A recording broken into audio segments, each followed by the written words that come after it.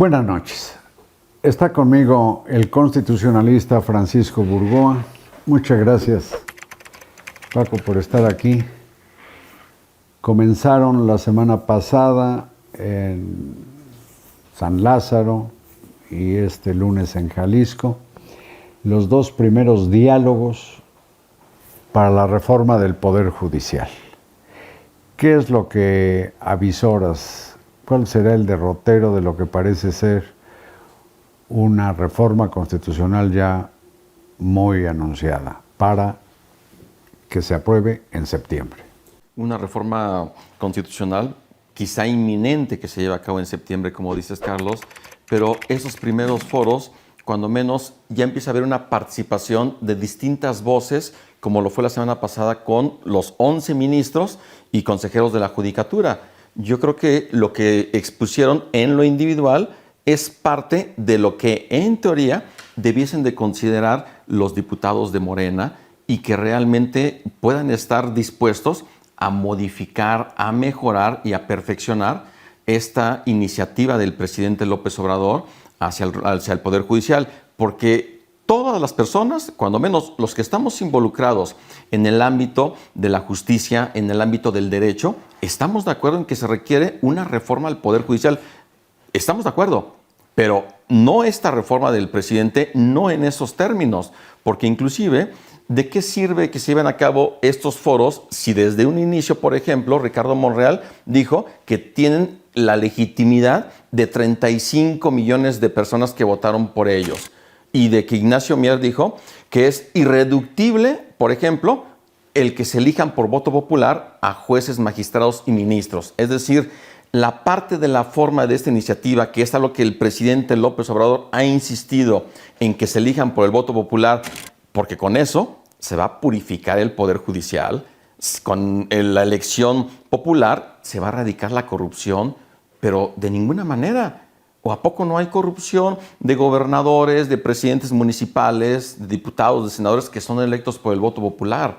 Se está dejando de lado la parte fundamental del Poder Judicial, el de la Federación, que tiene una carrera judicial. ¿De qué va a servir tantos años de trabajar y de estudio, de preparación, de personas que aspiran a ser secretarios de un juzgado, que aspiran a ser jueces o magistrados federales, para que ahora todo se vaya a centrar en que puedan ser propuestos por alguno de los poderes para ser candidatos?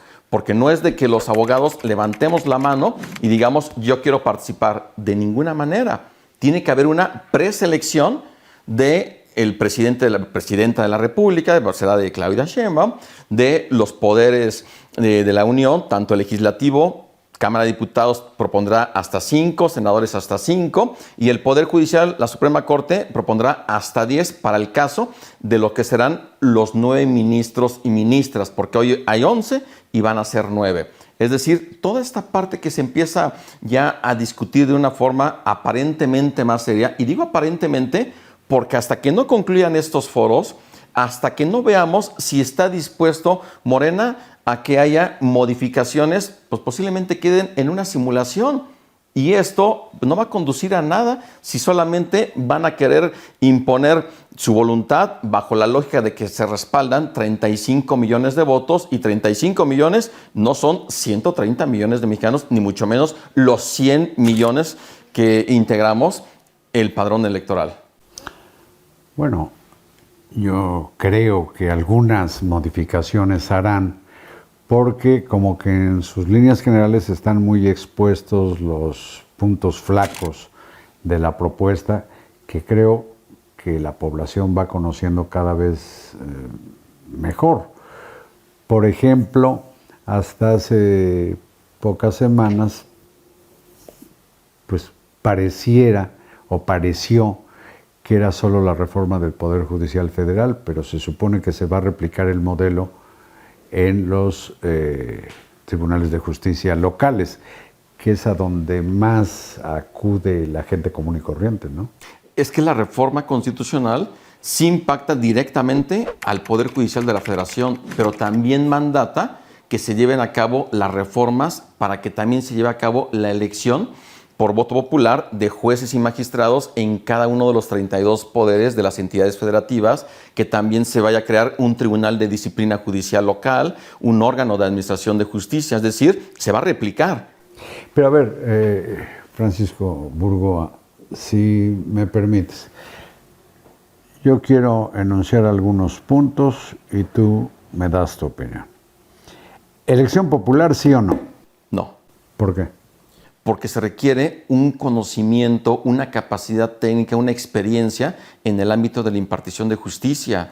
No cualquier abogado va a poder ser juez de forma inmediata, cuando menos en lo que se requiere, personas que realmente conozcan la función jurisdiccional. Y que tengan carrera judicial, supongo. Esto es lo ideal, para eso está la escuela judicial del Poder Judicial de la Federación. Para eso se preparan con exámenes rigurosos. No es un tema como antes, que solamente era por contactos, por conocidos. Hace 30 años se llevó a cabo una gran reforma al Poder Judicial, 1994. Y esta reforma no le llega a esa del 94 porque lo que busca es más destruir al Poder Judicial como hoy lo tenemos. No se va a garantizar autonomía e independencia cuando se busca que los juzgadores sean electos por el voto popular y se deban al pueblo. Cuando los juzgadores tienen que deberse a la Constitución. Tendrían que hacer campaña, por cierto, como si fueran a buscar una diputación o una presidencia municipal. Es que ahí está el punto también. O sea, por ejemplo, en el caso de la campaña, no va a haber recursos públicos ni privados, están prohibidos. No va a haber participación de partidos políticos. Esto se dice muy fácil. Pero ¿cómo se va a garantizar que los partidos políticos no vayan a estar detrás de determinados candidatos o candidatas para que sean los que reciban los votos? Pero sin ese apoyo o sin ese financiamiento, ¿cómo podrían los aspirantes promoverse para ser votados? Con uso de tiempos en radio y televisión. Esto es parte de lo que se les estaría dando solamente, que hagan uso y de que en distintos programas puedan ser invitados.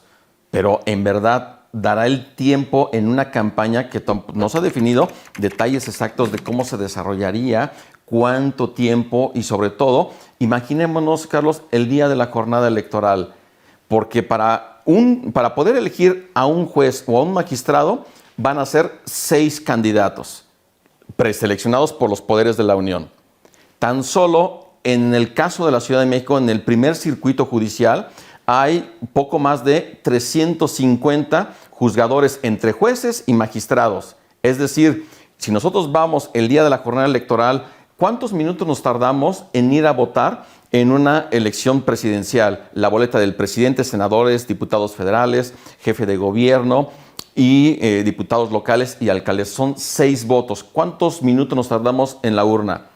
Ahora, ¿qué va a pasar cuando tengamos un libro con cerca de, o poco más de 350 páginas para estar viendo las fotos y los nombres de los candidatos? Es una locura, Carlos. La complejidad es bárbara. No se ha dimensionado la complejidad. También hay un momento en esta propuesta en que se paralizaría todo el trabajo judicial, porque en el ámbito federal serán, yo digo, despedidos como 1.600 juzgadores. Así es. O trabajadores del Poder Judicial Federal. 1.600 juzgadores. Y supongo que serán más en los poderes judiciales locales. Así es. O la suma de ellos. Porque en el momento en que rindan protesta las personas que ganaron la elección, en ese momento ya concluyen sus funciones todos los 1.600 juzgadores. Y viene la curva de aprendizaje.